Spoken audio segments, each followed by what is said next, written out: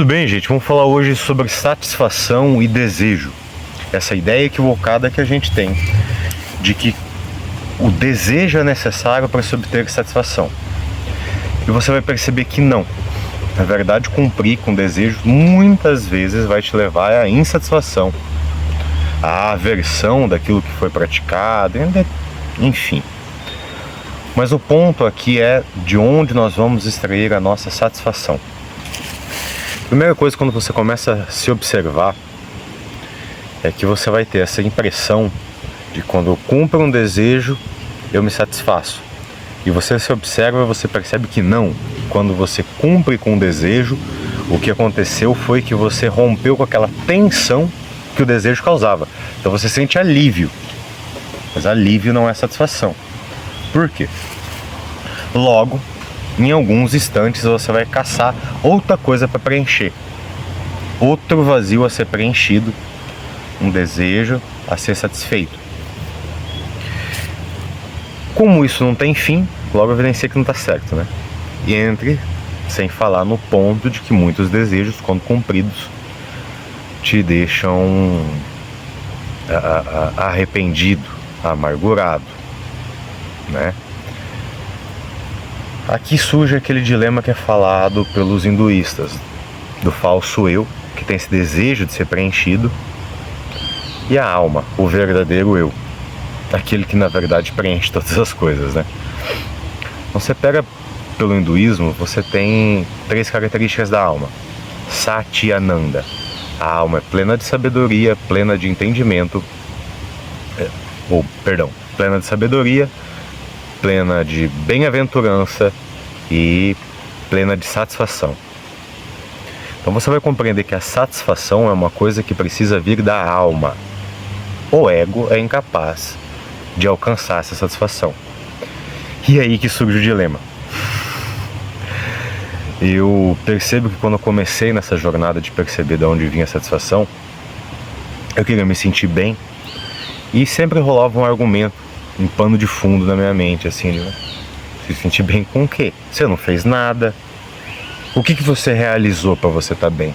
O que você fez hoje? Isso parece muito bom, porque a gente tem um objetivo sempre de chegar em algum lugar. E aí, esses engendramentos que o ego faz para te levar a fazer mais alguma coisa, como você quer se sentir bem, então faz algo. Realize algo e você vai poder se sentir bem. Isso parece fazer sentido para o mundo que a gente foi ensinado a viver. Só que isso não faz sentido para quem busca esse verdadeiro eu. Isso é só uma coisa a ser preenchida.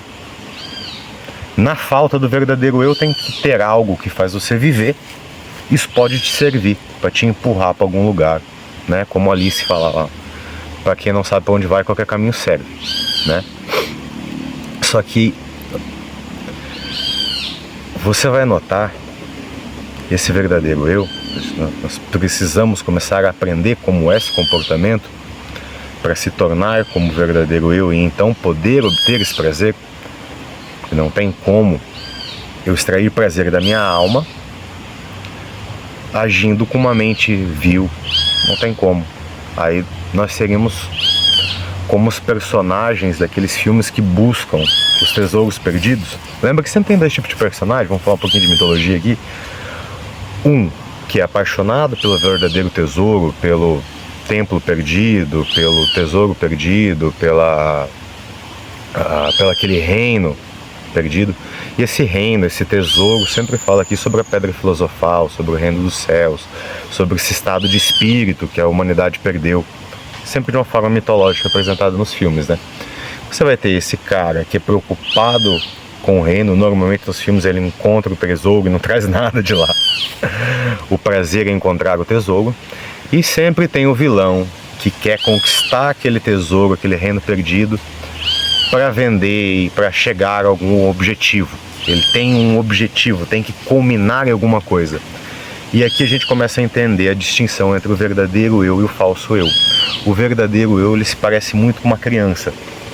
Se você conseguir se lembrar, quando você era criança, você fazia as coisas porque queria fazer.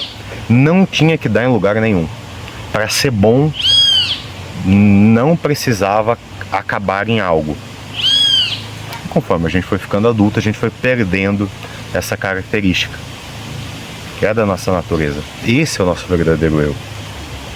Há quem diga também isso, que o nosso verdadeiro eu era muito bem expresso na infância, e conforme você vai vivendo, você vai recalcando esse verdadeiro eu, porque ele tem dificuldades de viver nesse mundo moderno, ou melhor, no mundo manifestado, né?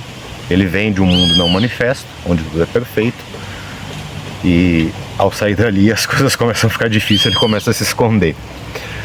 Mas então, para resumir a conversa, para nós conseguirmos entender como obter essa satisfação, é se lembrar desse estado, quando criança, onde nós fazíamos as coisas porque é bom, sem uma necessidade de chegar a lugar nenhum, pela alegria de ser somente.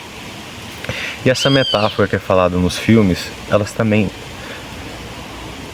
para quem quer, né, porque é uma chave esotérica, para quem quer consegue extrair do que está se tratando aquilo ali, né, para quem assiste de uma maneira ativa, consegue compreender o que aquele mito traz, né? Aí se você assistir lá, passar tempo, como sempre, você não vai extrair nada disso, né? Mas tudo bem.